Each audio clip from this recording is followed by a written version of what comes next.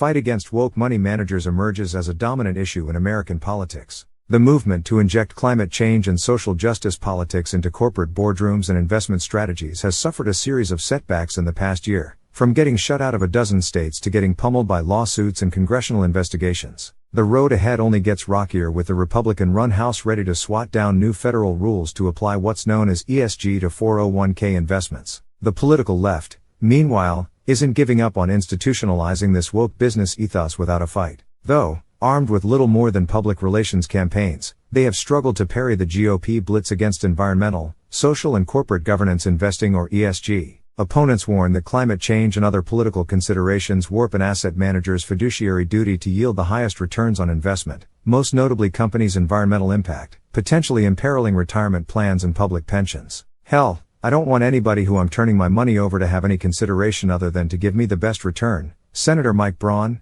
Indiana Republican, told the Washington Times. Pushing ideology through retirement and hard-earned investment funds does not make sense to me.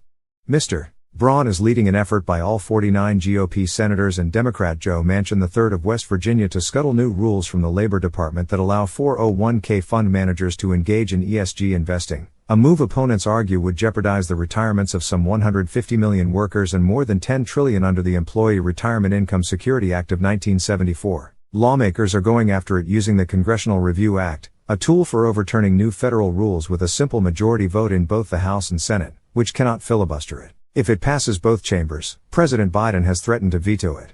To be clear, the rule is not a mandate. It does not require any fiduciary to make investment decisions based solely on ESG factors, the White House Office of Management and Budget said in issuing the veto threat on Monday. The House on Tuesday will pass the Congressional Review Act resolution that was introduced by Representative Andy Barr, Kentucky Republican. But it's a numbers game in the Senate, where Republicans need just one more Democrat to pass it. The vote must take place within 60 legislative calendar days from Sunday, the exact timing of which is at the discretion of Majority Leader Charles E. Schumer of New York, Democratic Senator Jon Tester of Montana, and Independents Kyrsten Sinema of Arizona and Angus King of Maine, both of whom caucus with Democrats, are potential anti-ESG votes. All three are staying mum about their intentions. However, if Democratic Senator John Fetterman of Pennsylvania, who is being treated for depression, is absent from the vote, the resolution will pass with all 49 Republicans and Mr. Manchin. The Labor Department's ESG 401k rule is also facing a lawsuit by 25 GOP-controlled states led by Texas Attorney General Ken Paxton and Utah Attorney General Sean Reyes.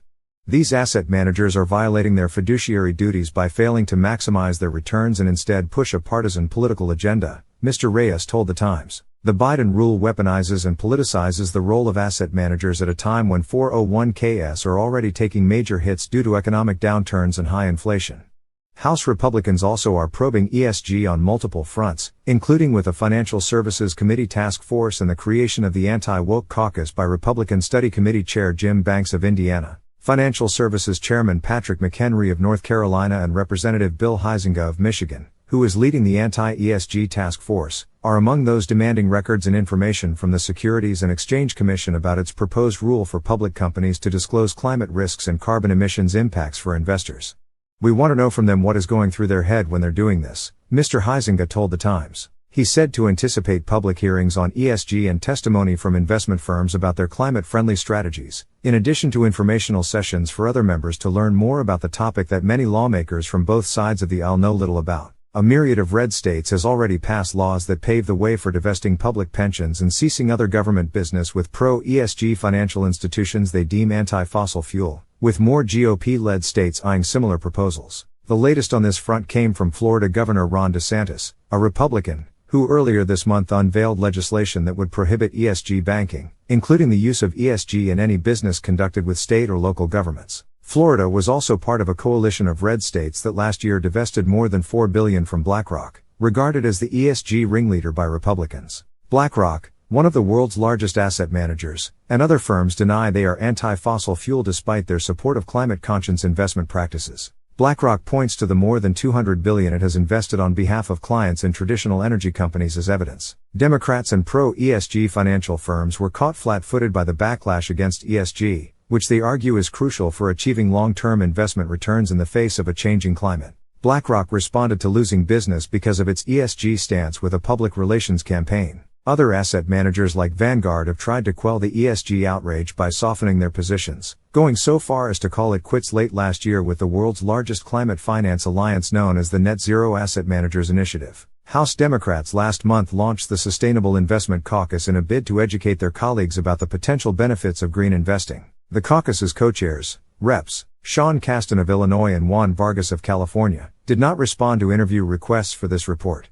"We got to be honest, we are also creating this caucus for defensive reasons. One of the oldest rules in Washington is that losers cry louder than winners cheer," Mr. Casten said when named co-chair. "When capitalism is working well but you're not winning, you tend to call it woke capitalism. It's still capitalism. Unquote.